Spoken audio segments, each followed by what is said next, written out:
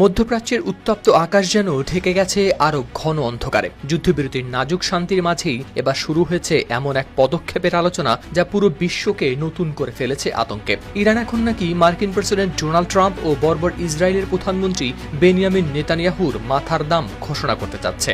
শুনতে সিনেমার গল্প মনে হলেও বিষয়টি এখন গড়িয়েছে ইরানের পার্লামেন্ট পর্যন্ত। দেশটির জাতীয় নিরাপত্তা কমিশন এমন একটি বিলের খসড়া তৈরি করছে যেখানে ট্রাম্প বা নেতানিয়াহুকে হত্যা করতে পারলে হত্যাকারী যে কোনো ব্যক্তি বা সংস্থাকে আনুষ্ঠানিকভাবে দেয়া হবে 5,82,00,000 মার্কিন ডলার বা প্রায় 714 কোটি টাকা। তা টেলিগ্রাফের প্রতিবেদনে প্রকাশ পেয়েছে এই তথ্য।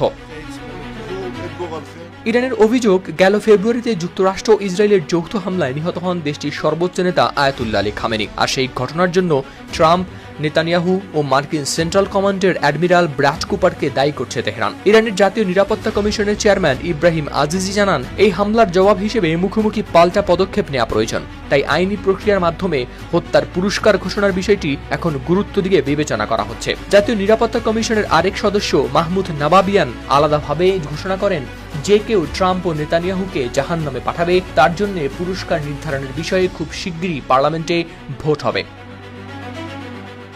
অন্যদিকে যুক্তরাষ্ট্রও বসে নেই। মার্কিন কর্মকর্তারা বলছেন, ইরানের নতুন শান্তি প্রস্তাবে তেমন কোনো অগ্রগতি নেই, বরং পরিস্থিতি আরো জটিল হয়ে উঠছে। মার্কিন সংবাদ মাধ্যম এক্সিওসের বরাত দিয়ে একজন জ্যেষ্ঠ মার্কিন কর্মকর্তা হুঁশিয়ারি দিয়ে বলেছেন, ইরান যদি পারমাণবিক কর্মসূচি নিয়ে গুরুত্বের সঙ্গে আলোচনা না করে তাহলে বোমার মাধ্যমে কথা বলতে হতে পারে। এদিকে ডোনাল্ড ট্রাম্প আগেই সতর্ক করেছিলেন, ইরান যদি তার বিরুদ্ধে কোনো হামলার চেষ্টা করে তাহলে যুক্তরাষ্ট্র এমন কঠোর জবাব দেবে যাতে ইরানের কিছুই অবশিষ্ট থাকবে না।